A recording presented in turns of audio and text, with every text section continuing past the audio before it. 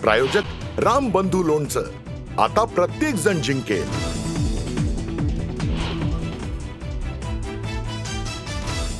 आमदार आणि खासदारांची आज बैठक. पालिका निवडणुकीच्या पार्श्वभूमीवर महत्त्वाची बैठक.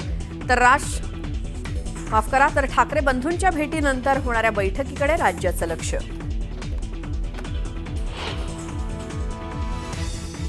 ओबीसीतनं आरक्षण मागता आहात, मग तुम्हाला ईडब्ल्यूएस आणि एससीबीसीतनं आरक्षण नको का, याचं उत्तर मराठा नेत्यांनी द्यावं, भुजबळांचा सवाल. तर एससीबीसीचं आरक्षण 50% आत द्यावं, जरांगेंचं प्रत्युत्तर. 34 जिल्हा परिषदांमधील अध्यक्षपदाचं आरक्षण जाहीर. महाराष्ट्र शासनाचा GR जाहीर.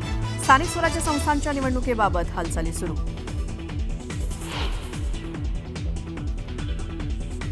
मी आरक्षण मिळवून देतो, हरिभाऊ राठोड यांचं बडे मुद्देमध्ये वक्तव्य. तर मुंबईचा भूमिपुत्र सागरी कोळींचा कधीच मुख्यमंत्री झालेला नाही, राजाराम पाटील यांची खंत.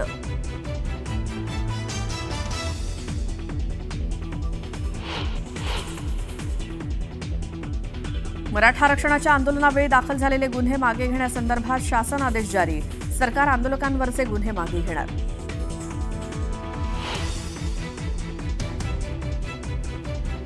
मुंबईतील ऐतिहासिक एल्फिन्स्टन पुलाच्या पाडकामाला सुरुवात. कारवाईवेळी पोलिसांचा मोठा बंदोबस्त तैनात. तर नागरिकांनी पर्यायी मार्गाचा वापर करण्याचं आवाहन.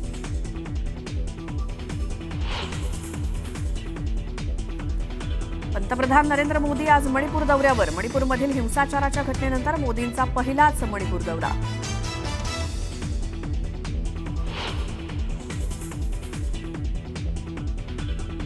सोनं आणि चांदीच्या दरांनी गाठला नवा उच्चांक. सोन्याची किंमत प्रतितोळा 1,13,800 रुपयांवर.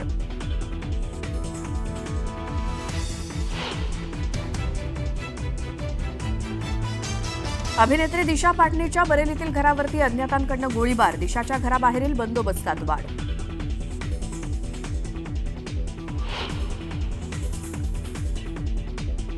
आणि नेपाळमधील सत्तापालटानंतर सुशीला कार्की बनल्या नव्या पंतप्रधान. लष्कर, राष्ट्रपती आणि जेनझी नेत्यांच्या अनेक बैठकींनंतर निर्णय.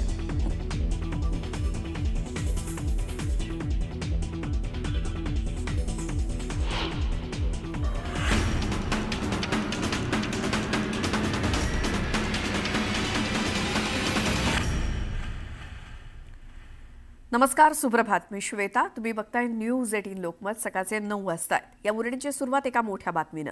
पंतप्रधान नरेंद्र मोदी आज मणिपूर दौऱ्यावरती आहेत. पंतप्रधान मोदी इम्फाळ आणि चुराचांदपूर इथे 2 वेगवेगळ्या सभांना संबोधित करणार आहेत. पंतप्रधान मोदी यावेळी बैराबी सैरंग रेल्वे मार्गाचं उद्घाटन करणार असून अनेक प्रकल्पांची पायाभरणी सुद्धा करणार आहेत. इम्फाळ इथे 1,200 कोटी रुपये मूल्याच्या विकास कामांचं उद्घाटन पंतप्रधान करणार आहेत. तर चुराचंदपूर इथे पंतप्रधान 3,647 कोटी रुपयांच्या प्रकल्पाचं तर 550 कोटी रुपयांच्या मणिपूर इन्फोटेक डेव्हलपमेंट प्रकल्पाचं उद्घाटन करतील. इम्फाळमधल्या मंत्रीपुखरी इथे मणिपूर पोलिसांच्या मुख्यालयाचं आणि सचिवालयाचं उद्घाटन मोदींच्या हस्ते होणार आहे. दरम्यान मे 2023 पासून सुरू असलेल्या मैतेई आणि कुकी समुदायांमधील हिंसाचारानंतर मोदींचा हा पहिलाच मणिपूर दौरा आहे. त्याचसोबत पंतप्रधान झाल्यानंतर देखील त्यांचा हा राज्याचा 8वा दौरा आहे. यापूर्वी त्यांनी 2014 ते 2022 दरम्यान 7 वेळा मणिपूरला भेट दिली. तर मोदींनी मणिपूरचा दौरा न केल्यामुळे विरोधकांनी जोरदार टीका केली होती. आमचे प्रतिनिधी प्रशांत लीला रामदास यांच्याकडून माहिती घेऊयात. प्रशांत, मोदींच्या मणिपूर दौऱ्यासंदर्भात काय माहिती द्याल? नरेंद्र मोदी 13 ते 15 डिसेंबर दरम्यान विविध राज्यांचा दौरा करणार. त्यात मणिपूर देखील एक राज्य आहे. मिझोराम, मणिपूर, असम, बिहार आणि बंगाल या साधारणतः 5 राज्यांची दौरे करणार आहे. आपल्याला माहित असेल की मणिपूरमध्ये 2023 मध्ये जोरदार जातीय हिंसा, जातीय दंगल झाली होती. त्यानंतर पंतप्रधान नरेंद्र मोदी हा यांचा पहिलाच दौरा आहे. महत्वाचं म्हणजे या संदर्भातली माहिती जर बघितलं कालच देण्यात आली की या प्रकारचा पहिला दौरा आहे. पण महत्वाचं म्हणजे हे अत्यंत महत्वाचं आहे की मणिपूरच्या मध्ये साधारणतः 8,500 कोटींच्या विविध योजनांचा प्रारंभ करणार आहे. चुराचांदपूर मध्ये साधारणतः 7,300 कोटी रुपयाच्या अधिक विविध विकास प्रकल्प जे आहेत आणि इम्फालमध्ये साधारणतः 1,200 कोटीच्या विविध प्रकल्पांचा समावेश आहे. त्यांचेही लोकार्पण करणार आहे. सोबतच ज्या पद्धतीनं इम्फालमध्ये 237 एकरमध्ये पसरलेल्या कांगडा किल्ला आणि चुरा चांदपूर येथे त्यांची मोठी हतून तिथे या संपूर्ण परिसरामध्ये पंतप्रधान असणार आहे आणि त्याचमुळे राज्य आणि केंद्रीय बलांना तिथे तैनात करण्यात आलेलं आहे.